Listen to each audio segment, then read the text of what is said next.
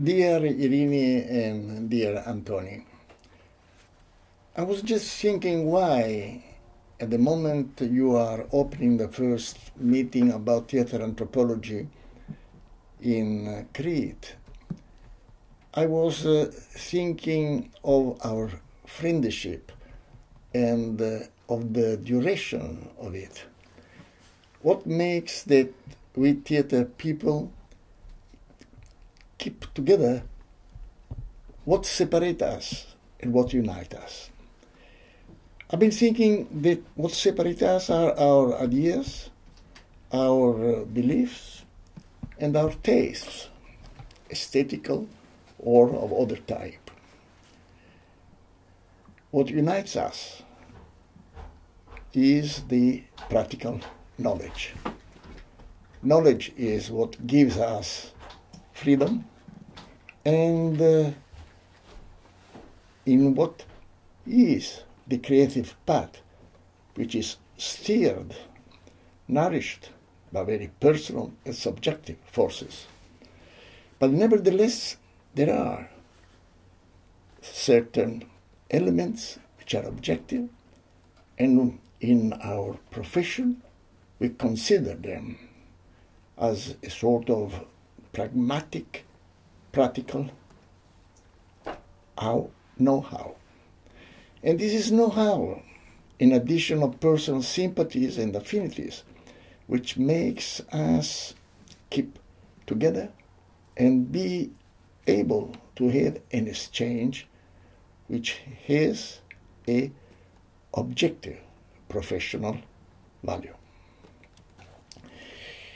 When I was trying to find out what could be this objective level of knowledge with which I could meet other theater people with whom different tastes and tendencies, ideological visions separate me, I discovered that this was on the base of something which we all doing this profession of theater possess, a very concrete body, mind, a physical presence which at the same time is expression of an inner life. You can call it soul, you can call it spirit, as you want. And this physical presence, this body-mind of the actor, is steered by certain elementary principles which make them strong, efficient, suggestive in the perception of the spectator. When I tried to understand why other actors from my own culture or other cultures, from my tradition or other traditions, were very impacting on me, in spite that I didn't understand the language, and I was indifferent to the stories they were telling. Then I discovered that through their bodies and the sonority, the sound of their voice, they were touching a part of me where are recorded the most important experience of my life. And therefore I was extremely grateful to the Hans-Jürgen Nagel, who was the director of the German culture department in Bonn, when he gave me in 1980 the sufficient financial support to invite actors, performers from different cultures, so that we, for a longer period, 2 months, could be together and try to find what separated us and which united us in the concrete work we were doing, which had a shared aim to attract the spectator, to make his perception travel far away, and at the same time not to bore him or her. This was the beginning of what I later called theatre anthropology. These 2 months, together with the actors from Asian traditions, but also from Western traditions, from Dario Fo or Johnston from Europe, who were speaking about improvisation, and then we were discovering certain principles, physical principles in improvisation, but also the fact that actors were so far away from the way we usually perform in the West. The actors from No and Kabuki Buyo, or Chinese Beijing opera, from Bali, from India. All those who were there, and we were watching, very fascinated to the extraordinary, almost hypnotical performances they were doing. Then at the moment we were analyzing coldly each step of what they were doing, they started discovering similar principles or procedures which also were common to our Western models or actors who had been working during this common process, which I called International School of Theatre Anthropology. This knowledge was fundamental for me, and I feel it also became important for many others, because this knowledge gave freedom, creative freedom to our personal needs, wishes, aims. And this is what theatre anthropology, it is a path to personal creative freedom. In the moment you have taken the initiative of this conference and even of an institute of theatre anthropology in Crete and in Greece, I want to thank you. But not from me personally, but from the future generations, the young generations, who will get the possibility of experiencing this knowledge and concretely discover how much it is a nourishing element for their personal needs. May your first meeting be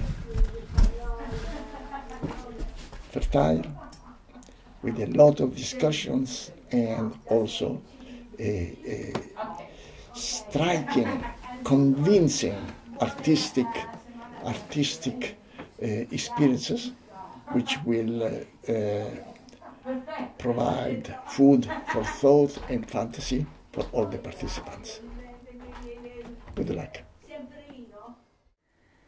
Wanting to send a greeting to you as you are starting your first meeting about theatre anthropology with this institution that you want to create, I was thinking, what would I like you to know about? And I would like to remember some of the people that you will not be able to meet again physically with their presence.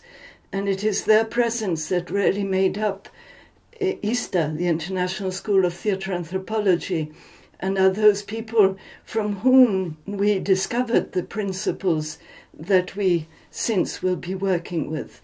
So I wanted to remind you of Sanjukta Panigrai, the Indian classical dancer, Katsuko Azuma, a dancer of Buyo Kabuki from Japan, Imade Pasek Tempo, who was a Balinese performer, and Augusto Mulu from the Afro-Brazilian candomblé tradition of the Orisha dance.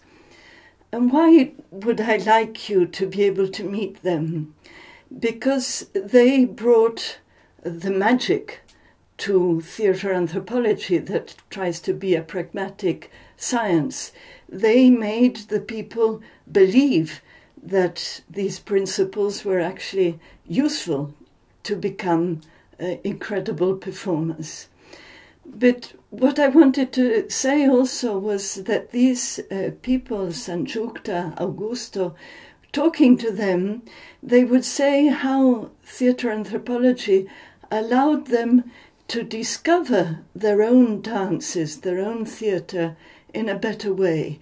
It's like having to explain to us how they worked, what was the first day of work, how they performed, what were the principles, the technical principles behind all they were doing. They discovered why the tradition had passed them on certain techniques.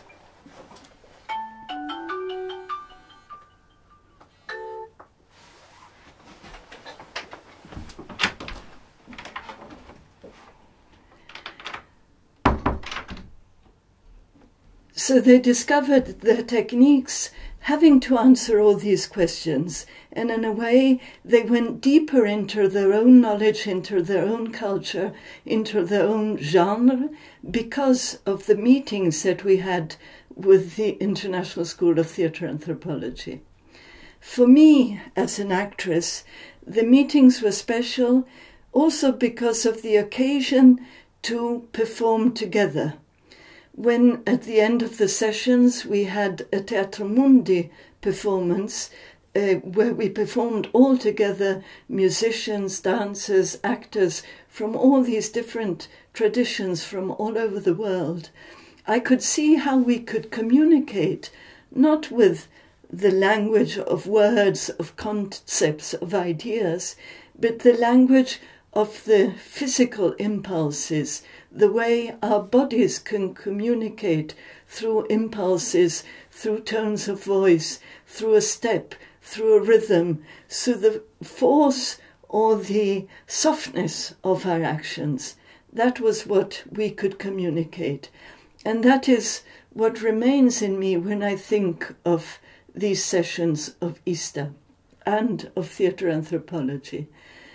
We had a last meeting of the International School of Theatre Anthropology in Albino in Italy in 2016, and we are preparing a new session that will be probably next year in August, again in Italy, in Rieti, because one of the participants in Albino decided that she really wanted to give this on to other younger people of her generation.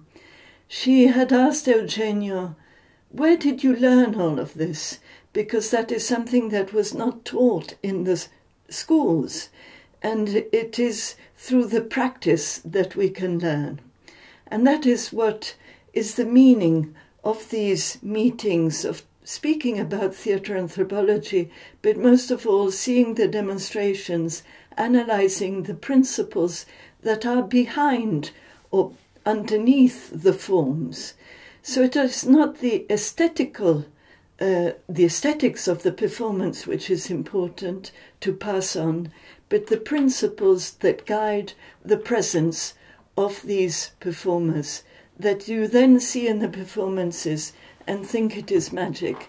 It is not magic. It is work of days, months, years, of repeating and repeating and repeating, of being extremely detailed in the repetition, and something which has been passed down from generations and can be passed on to the next generations. I wish you a very good meeting, and I hope that we can soon physically be together in the same room.